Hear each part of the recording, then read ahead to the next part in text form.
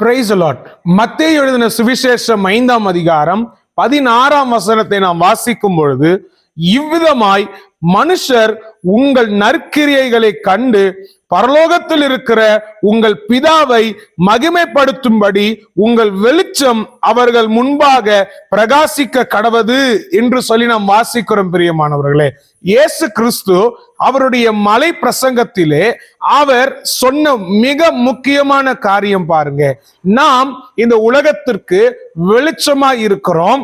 மலை மேல் இருக்கிற பட்டணம் மறைந்திருக்க மாட்டாது என்று இயேசு கிறிஸ்து சொல்லுகிறதை நாம் வாசிக்கிறோம். பிரியமானவர்களே, அதற்கு அடுத்தபடி ஆண்டவர் சொல்லுகிறார், இப்படிப்பட்ட பிரகாசம் என்ன செய்யணும்னா பிறருக்கு நற்கிரியைகளை செய்ய வேண்டும்.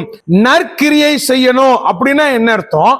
நம்ம மாத்திரம் ஒரு ஒளியாய் வெளிச்சமாய் இருந்து பிரகாசமாய் இருக்க கூடாது, பிறரையும் பிரகாசிக்க பண்ணுகிறவர்களாய் காணப்படணும். பிரியமானவர்களே, நம்மளுடைய ஒளியானது நமக்கு மாத்திரம் பிரயோஜனமாய் அல்ல, அநேகருக்கு பிரயோஜனமாய் காணப்பட வேண்டும். இதைதான் கர்த்தர் நமக்கு சொல்லிக் கொடுக்கிறது. ஆண்டவர் இந்த பூமியில வாழ்ந்த நாட்களிலே அநேக நற்கிரியைகளை செய்து வந்தார். பிரியமானவர்களே, இந்த வசனத்திலையும் கர்த்தர் அதை தான் சொல்றாரு, உன்னுடைய ஒளி மற்றவர்களிடத்திலே பிரகாசிக்க பண்ணட்டும். அது எப்படி பிரகாசமா இருக்கணும்?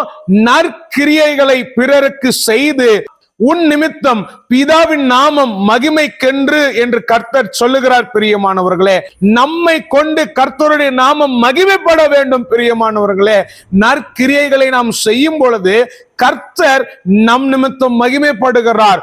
நம் மூலமாய் மக்கள் இயேசுவை காணணும். பிரியமானவர்களே, இதைதான் கர்த்தர் விரும்புகிறார்.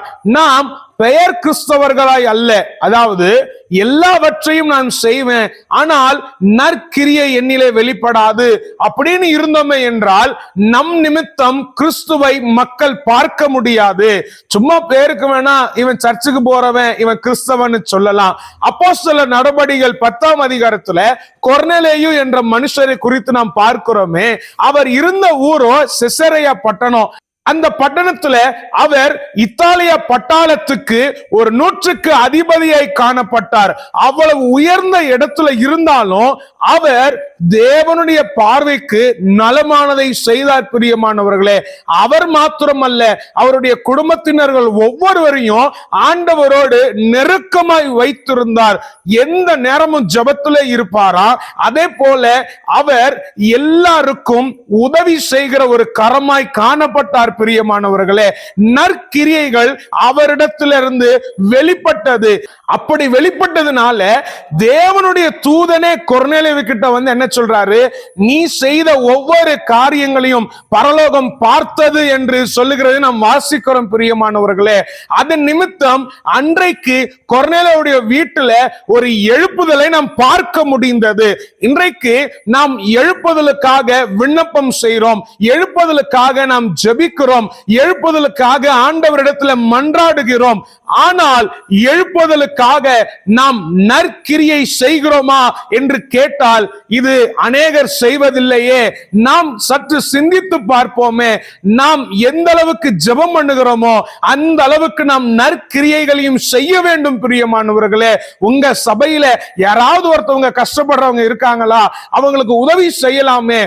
ரொம்ப முடியலனாலும் முடிந்த அளவுக்கு நாம் அவர்களுக்கு உதவி செய்யும் பொழுது அவங்களிடத்துல விசாரிச்சு பாருங்க, அவங்களுக்கு என்ன தேவை இருக்குது. உங்களுடைய போதகர்கிட்ட சொல்லுங்க, உங்களுடைய சக சபையார்கள்ட்ட சொல்லுங்க, நம்ம சபைக்கு வரவங்க இவங்க இதுல கஷ்டப்படுறாங்க, இவங்களுக்கு இந்த தேவை இருக்குது அப்படின்னு நம்ம ஒவ்வொரு அடியும் நம்ம எடுத்து வைக்கும் பொழுது நம்மளுடைய கிரியைகளை பரலோகம் பார்க்கிறது. பிரியமானவர்களே, இதுதான் ஒரு எழுப்புதலுக்கான ஒரு முன்னேற்றம். இன்றைக்கு நாம் எழுப்புதலுக்காக ஜெபித்தால் மாத்திரம் போதாது, நம்மிலே நற்கிரியைகள் செயல்பட வேண்டும்.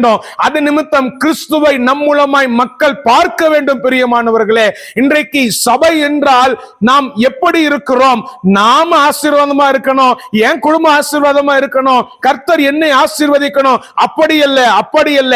கர்த்தர் என்னை ஆசீர்வாதமாய் வைத்திருக்கிறார் என்றால் நான் அநேகருக்கு ஆசீர்வாதமாய் இருக்கும்படியாய் அவர் என்னை ஆசீர்வதித்திருக்கிறார். அதனால எழுப்புதலின் துவக்கம் நாம் நற்கிரியை செய்யும் பொழுது அதனால நற்கிரியைகளை நாம் செய்வோம். கர்த்தர் நம்மிலே வெளிப்படுவார். கர்த்தர் தாமே நம்மளை ஆசீர்வதிப்பாராக. ஆமென்.